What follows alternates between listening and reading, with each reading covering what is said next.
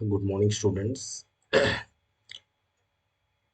ମୁଁ ଏଇଥିପାଇଁ ଗୋଟେ ଭିଡ଼ିଓ କରିବାକୁ ଯାଉଛି ଯୋଉଥିରେ ତୁମେ ଥମ୍ବନେଲରୁ ଜାଣିପାରିଥିବ କୋଉ ଟପିକ୍ ଉପରେ ମୁଁ ଡିସ୍କସ୍ କରିବାକୁ ଯାଉଛି। ଯୋଉ ପିଲାମାନଙ୍କର କ୍ଲାसेସ୍ ଠିକ୍ ଭାବରେ ହେଇନାହିଁ କି କିଛି ସେମାନେ କ୍ଲାସ୍ କରିନାହାନ୍ତି ତେଣୁ କେମିତି ସେମାନେ ଆଟଲିଷ୍ଟ ପାସ୍ ମାର୍କ ଗଟ୍ ଇଟ୍ କରିବେ।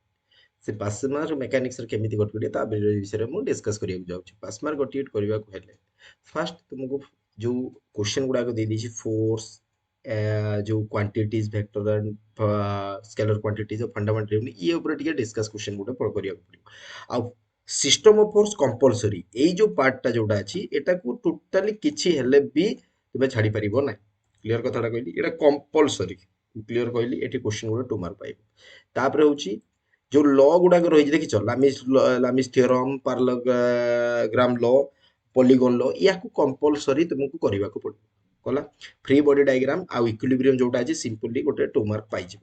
ଆଉ ଏଇ ଯୋଉ ପାର୍ଟ ରହିଲା, ଏଇ ଯୋଉ ଫ୍ରିକ୍ସନ ପାର୍ଟ এটা କମ୍ପଲସରି କରିବାକୁ ପଡ଼ିବ। ଏଠି ଗୋଟେ ତୁମେ 2 ମାର୍କ ପାଇବା ହିଁ କମ୍ପଲସରି।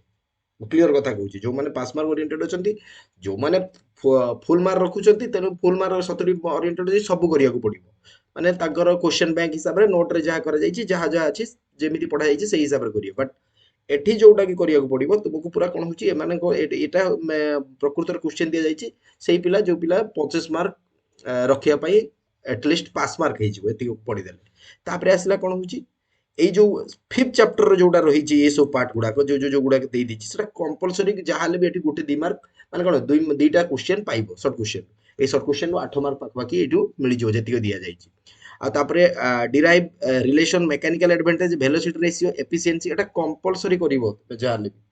ସେଲ୍ଫ ବ୍ଲକିଂ ଲ ମେସିନ୍ ଏଗୁଡ଼ା ସବୁ ଆସୁଛି ପରୀକ୍ଷାରେ, ତେଣୁ ୟାକୁ ଟିକେ ଭଲ ଭାବରେ ଦେଖିବ।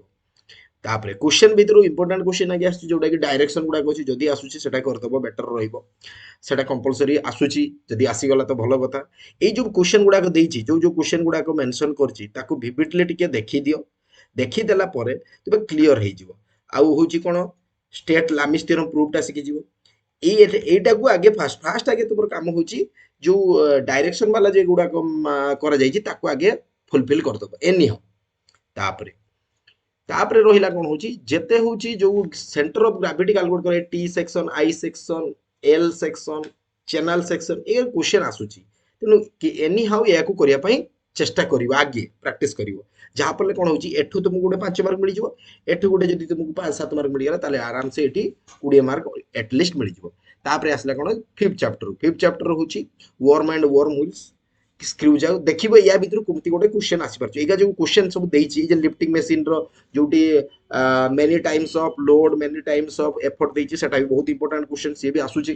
ତେଣୁ ଏଇ ବେସିସ୍ରେ କ୍ୱେଶ୍ଚନ୍ ସବୁ ଦେଖିଲେ ତୁମେ ଅଟୋମେଟିକାଲି ଏଟଲିଷ୍ଟ ପାସ୍ ମାର୍କ ତୁମେ ଗଟ୍ ଇଟ୍ କରିପାରିବ। ଆଉ ମୋର ତୁମମାନଙ୍କୁ ସଜେସନ୍ ଦଉଛି ଯେ ପାସ୍ ମାର୍କ ହବାକୁ ହେଲେ ଏଇ ଯୋଉ ଟୋଟାଲି ଯୋଉ କ୍ୱେଶ୍ଚନ୍ ଗୁଡ଼ାକ ମୁଁ ଦେଇଛି ତାକୁ ଭିଭିଡଲି କରିଦେବ, କ୍ଲିୟରଲି କରିଦେବ, ଏଟଲିଷ୍ଟ ପାସ୍ ମାର୍କ ପାଇପାରିବ।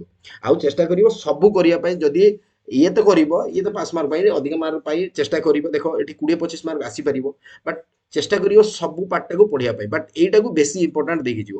ଆଉ ଯୋଉମାନେ ଫୁଲ୍ ମାର୍କ ବି ରଖିବାକୁ ଚାହୁଁଛ ଏଟା ବି ଦେଖିକି ଯାଅ, ୱିଥ୍ ଫୁଲ୍ ମାର୍କ ରଖିବା ପାଇଁ ଇମ୍ପୋର୍ଟାଣ୍ଟ। ଏଟା ଓନ୍ଲି ଫର୍ ପାସ୍ ମାର୍କ, ଯେ ପିଲା ପାସ୍ ମାର୍କ ରଖିବାକୁ ଚାହୁଁଛି ଏଟଲିଷ୍ଟ ଏତିକି ବି ପଢ଼ିଲେ ଏଟଲିଷ୍ଟ ପାସ୍ ମାର୍କ ତୁମେ ରଖିପାରିବ। କ୍ଲିୟର କଥାଟା ହେଉଛି, ଏଇଟାକୁ ଇମ୍ପୋର୍ଟାଣ୍ଟ ଦେଇକି ଦେଖ। ଆଉ ଯୋଉ ରେଷ୍ଟ ରହିଲା ସେ କ୍ୱେଶ୍ଚନ୍ ଗୁଡ଼ା ପ୍ରାକ୍ଟିସ୍, ଅଧିକା କ୍ୱେଶ୍ଚନ୍ ପ୍ରାକ୍ଟିସ୍ କଲେ ଭଲ ହବ, କିନ୍ତୁ ଯଦି ହେଇପାରୁନି ତାହେଲେ ଏତିକି କ୍ୱେଶ୍ଚନ୍ କରିକି ଯାଅ, ଏଟଲିଷ୍ଟ ପାସ୍ ମାର୍କ 25 ମାର୍କ ଆସିପାରିବ। କ୍ଲିୟର ହେଇଗଲା? ଓକେ। ଅଲରେଡ଼ି ମୋ ଦେହ ଭଲ ନାହିଁ, ତେଣୁ ମୁଁ ଖାଲି ଏଇଥିପାଇଁ ଗୋଟେ ଭିଡ଼ିଓ ବନେଇଲି ଯୋଉଟାକି ତୁମ ପାଇଁ ସୁବିଧା ହେଇଯିବ। କ୍ଲିୟର ହେଇଗଲା? ଭଲସେ ଏକ୍ଜାମ୍ ଦିଅ, ଆଇ ଥିଙ୍କ ଏକ୍ଜାମ୍ ଭଲ ହବ।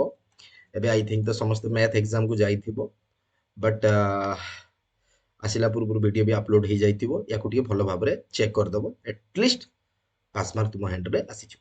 କ୍ଲିୟର ହେଲା? ଓକେ, ଜୟ ଜଗନ୍ନାଥ।